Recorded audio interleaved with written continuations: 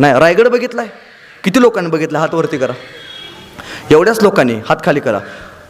गोव्याला किती लोक गेली ती खरं सांगायचं? मगाशी काकाने सांगितले ट्रिप काढलेली गोव्याला म्हणून. तिकडे बरं जायला सुस्त आहे बरं. आयुष्यात एकदा तरी आपण आपल्या राजाचा रायगड बघितला पाहिजे. का बघितला पाहिजे माहिती आहे? छत्रपती शिवरायांचा जन्म झाला त्या किल्ल्याचं नाव काय? शिवनेरी. आणि महाराजांचा मृत्यू झाला त्या किल्ल्याचं नाव काय? रायगड. शिवनेरीचे पहिले 2 अक्षर म्हणजे शिव आणि रायगडाचे पहिले 2 अक्षर म्हणजे राय. हे 2 शब्द तयार केल्यावरती एक शब्द तयार होतं. त्या शब्दाचं नाव म्हणजे शिवराय. त्यासाठी आयुष्यात एकदा ते रायगड बघितला पाहिजे. आणि रायगड का बघितला पाहिजे माहिती आहे? का बघितला पाहिजे माहिती आहे?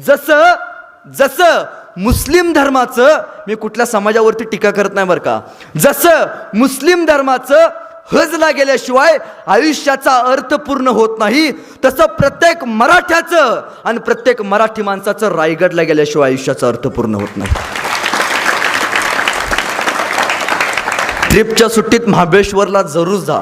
मुंबईचा गेटवे ऑफ इंडिया जरूर बघा, पण राजांचा रायगड मात्र बघायला विसरू नका.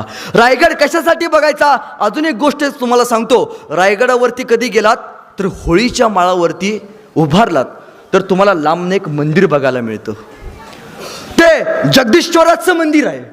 ते मंदिर कधीतरी लांबून बघा. ते मंदिर तुम्हाला मस्जिदीगत दिसतं, पण आत गेल्यावरती पिंड बघायला मिळते. का बांधलं असेल असं महाराजांनी?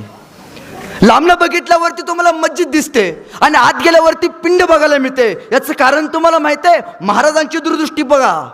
महाराजांचं मत असं होतं, यदा कदाचित मी उद्या असेन किंवा नसेन, यदा कदाचित रायगड उद्या असेल किंवा नसेल, यदा कदाचित उद्या रायगड फितुरांनी घेरला आणि जर संपूर्ण रायगड जरी जाळला तर रायगडावरची प्रत्येक वास्तू जरी जळली तरी त्या जगदीश्वराच्या मंदिरातल्या पिंडीला हात लागता कामा नये. हे छत्रपती शिवाजी महाराजांचं नॉलेज होतं.